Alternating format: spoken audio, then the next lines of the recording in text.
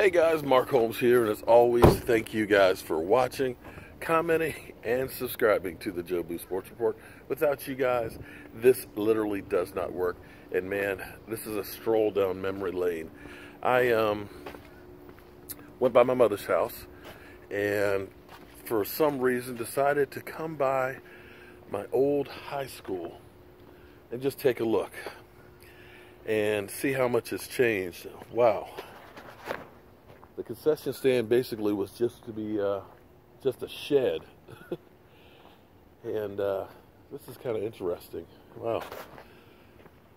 Things have kind of changed quite a bit.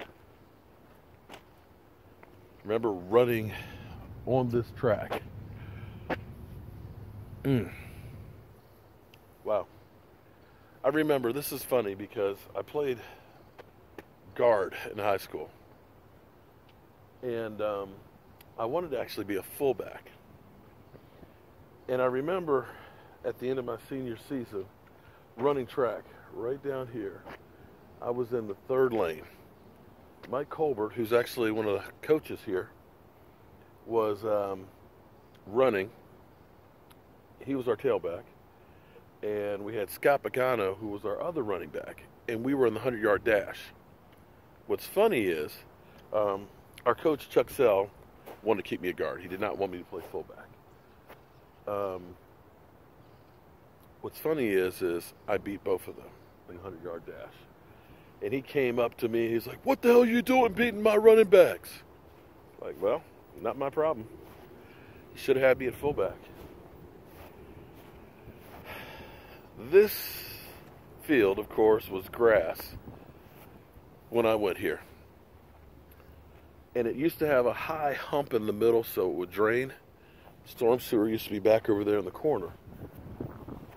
And my life changed out here on this field. And I'll remember it like it was yesterday.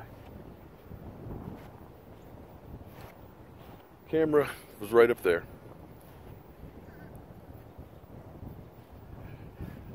They had what was called a football jamboree. And what it was is we had a half a game you would play against one team early in the day, then you come back and play another half against another team. So that way, those scrimmages, you got extra work in. That game, we lined up in punt formation. Yes, right about here, no, maybe about the 30-yard line. My job was outside contain. Block, hold up, 2 count, and then go. So my job was to get out here and then work my way in to cover the punt. Ball snapped, boom, 1001, 1002. Let's see if I can still run. I worked my way outside. Boom. Got to about this point right here. And I see the receiver standing about the 30-yard line, maybe the 25. And I'm still running, and I'm working my way inside right here. The ball goes through his hands, hits his knee, and starts rolling right there towards me. In my mind, I'm thinking it's going to be a touchdown. I start working my way to the ball. And I stepped right about here. This foot, this leg in the ground, my other one up in the air. And that's when I got blindsided in this shoulder. And when I got hit, my knee literally turned about 45 degrees to the left and tore my ACL. The reason I can tell you that this is the spot and how much my knee bent was the camera was right there, dead on with the view of my knee. I saw that video one time, and that was enough. Yeah. But there's a lot of memories here for me. I ran track after I tore my ACL. The crazy thing about being a football player is, no matter how bad you're hurt, you still believe you can go. When I tore my ACL, I screamed. I'll make no bones about it. I've never felt anything like that before, and thank God you can't actually remember pain. Went to the hospital. They took x-rays, bandaged it up, told me, go see your doctor on Monday and stuff. You've got a sprained knee and, you know, yada, yada, yada.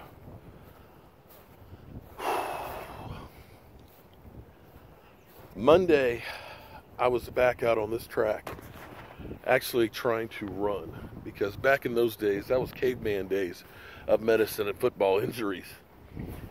I was trying to get back that week, not knowing how to tore ACL. In fact, we had a game, I want to say Marshall High School, that week, and I dressed and I warmed up. And there's a guy, his last name is Lausch. I remember, because I wanted to play so bad in warm-ups, that I hit the crap out of him, even on one leg with the tore ACL. But it didn't get better. So after a week, I went to see my regular doctor. He sent me to Dr. Ain, a specialist. And he said, I believe you got a tore ACL. And they scoped out my knee. And they told me that you might play the last couple of games. They cleaned it out and said you're going to need a replacement at some point.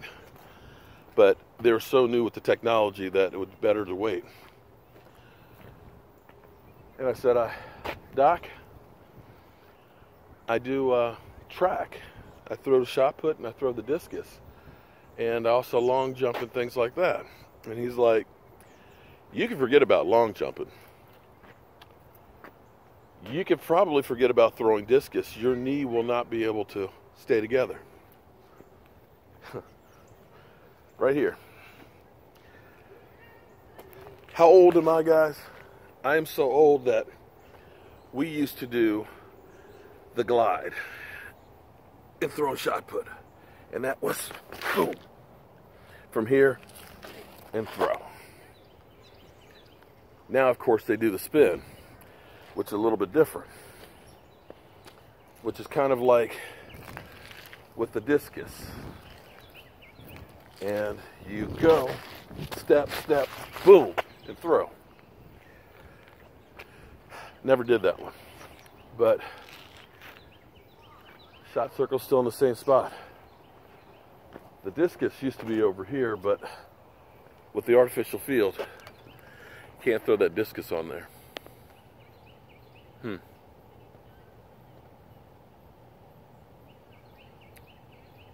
The funny thing is, for me, is I like to figure out what motivates people. For me, what motivates me is people say you can't do something. After I had my knee scoped out, 2.5 weeks later, with no ACL, I was back on this football field playing.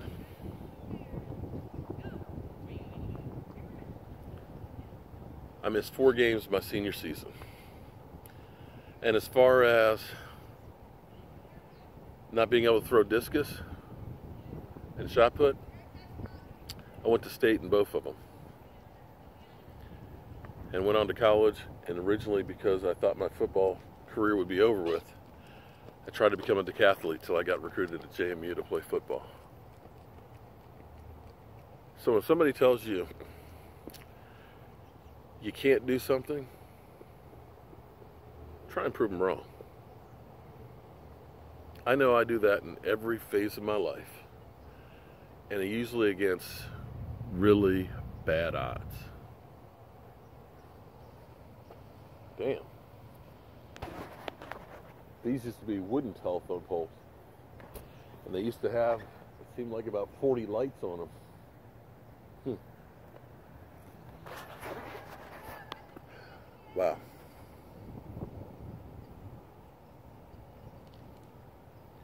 I'm Mark Holmes, guys. I got some more stops to go.